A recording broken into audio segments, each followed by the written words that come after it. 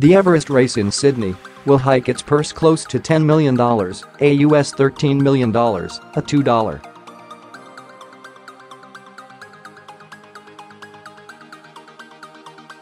$3 million increase following the inaugural running of the event last year and twice what was offered up by Tuesday's Melbourne Cup.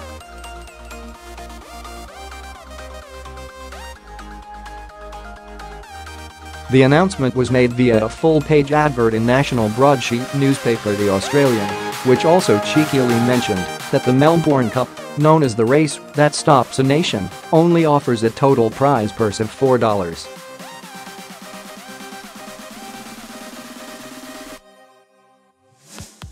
$7 million. This year's Everest winner Redzel, ridden by Kerrin McEvoy, pocketed close to $4.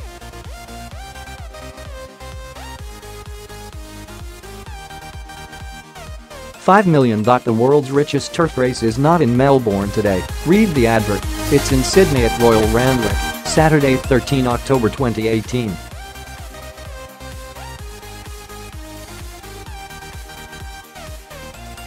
The Everest's prize pot is set to rise to $14 million in 2019 and $15 million in 2020.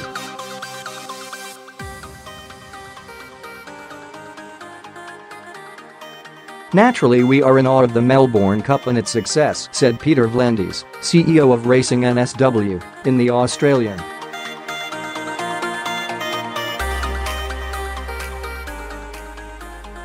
Sydney, however, needs its own event. The Everest is the event.I. In its first year, it exceeded all expectations and the race has already established its own personality and charisma.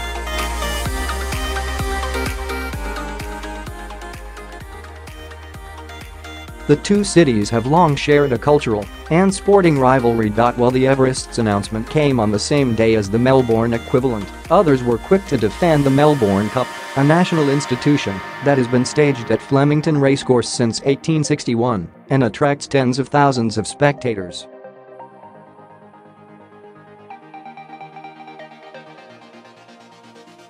The best of the flat racing season in 2017. Flat racing in the UK and Ireland enjoyed another vintage season with stunning performances, inspiring stories and plenty of colour.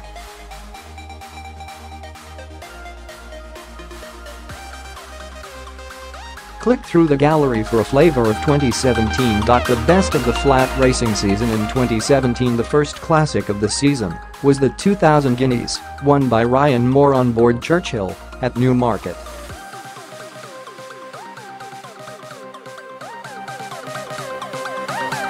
The Group 1 race run over a mile is for 3-year-old colts and fillies.The best of the flat racing season in 2017. The following day at Newmarket, Wayne Lordan rode Winter to victory in the 1000 Guineas, a Group 1 race over a mile for 3-year-old fillies.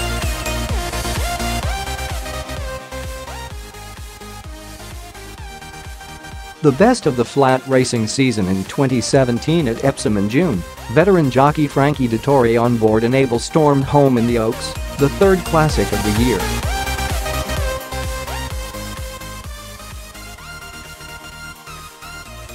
The race for 3-year-old fillies is run over 1 mile, 4 furlongs and comes the day before the Derby.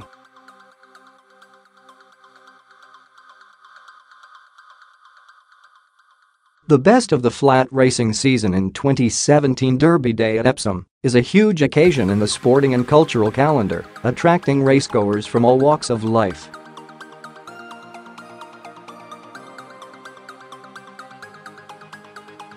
The best of the flat racing season in 2017. Irish jockey Padraig Beggy rode trainer Aidan O'Brien's huge outsider Wings of Eagles left to victory in the Derby, finishing ahead of Cliffs Of Moher, centre.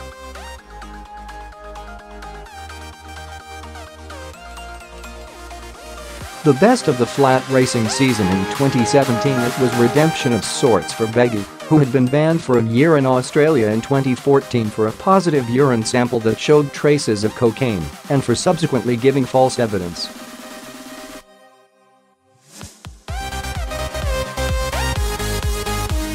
The best of the flat racing season in 2017. With Royal Ascot approaching, horses return though the woods after working on the Warren Hill gallops at Newmarket.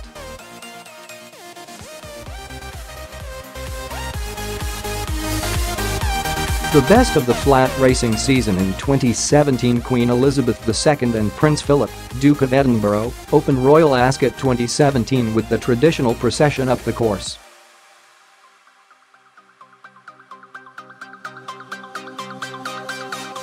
The best of the flat racing season in 2017, on day 2 the Queen delivered her traditional speech at the state opening of Parliament before making a quick change into a vivid yellow dress to attend Royal Ascot without the Duke of Edinburgh, who had been admitted to hospital with an infection.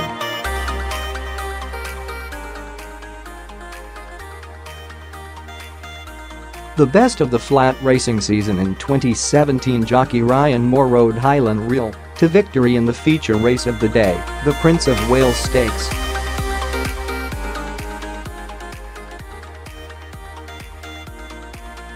The best of the flat racing season in 2017, Ladies' Day at Royal Ascot brought a stunning mix of colour and high fashion to the Berkshire Racecourse, west of London.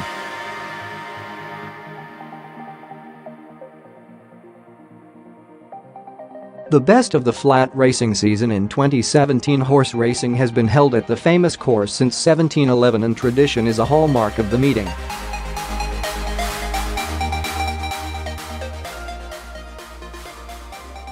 Top hats and tails remain compulsory in parts of the course, while there are strict rules governing headwear.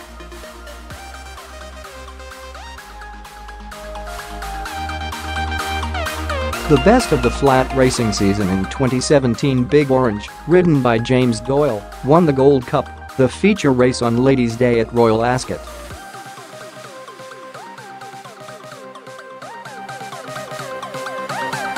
The best of the flat racing season in 2017, the Queen is a huge horse racing enthusiast and has her own runners in the famous Royal Silks.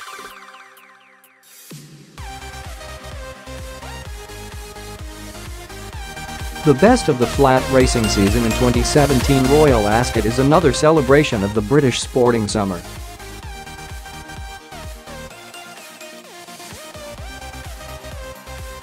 Even the bookies get involved.The best of the flat racing season in 2017, Sandown Park in Esher, Surrey, is the venue in early July for the prestigious Group 1 Eclipse Stakes, won by Ulysses for Sir Michael Stout.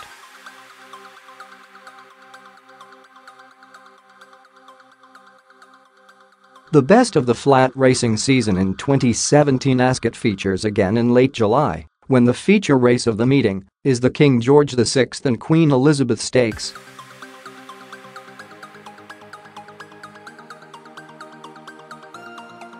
The best of the flat racing season in 2017, John Gosden's star filly Enable followed up wins in the English and Irish Oaks with a dominant King George victory under Frankie Dettori, who said he lost 7 pounds in 6 days to make the weight.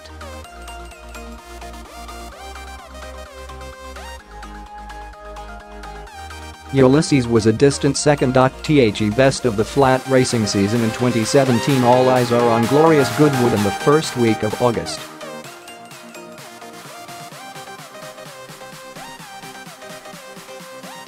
The spectacular course, perched high on the South Downs outside Chichester on England's south coast, is another iconic venue.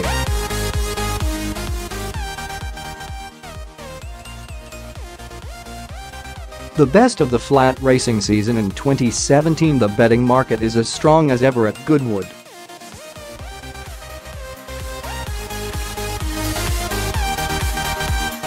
The best of the flat racing season in 2017, Frankie Dettori rode Lancelot du Lac, left, to victory in the esteemed Stewards' Cup on a stormy day 5 of the Qatar Goodwood Festival.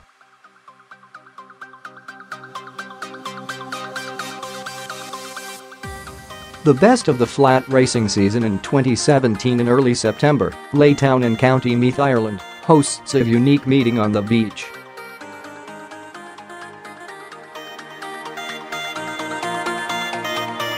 The best of the flat racing season in 2017, Laytown, is unique in the Irish racing calendar as the only event run on a beach under the rules of racing.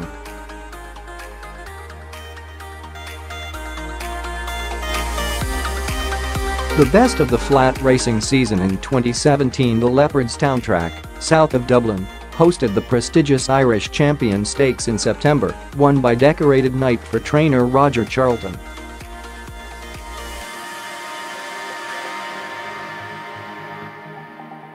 The best of the flat racing season in 2017, Ryan Moore rode Capri, Centre, in purple, to victory in the final British Classic of the year, the St Leger at Doncaster.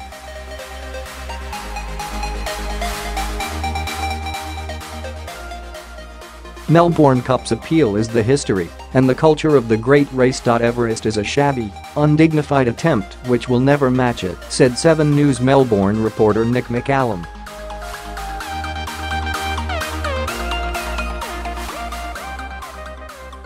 Bookmaker Stevie Patrick, meanwhile, tweeted that you can't buy tradition. Visit CNN.com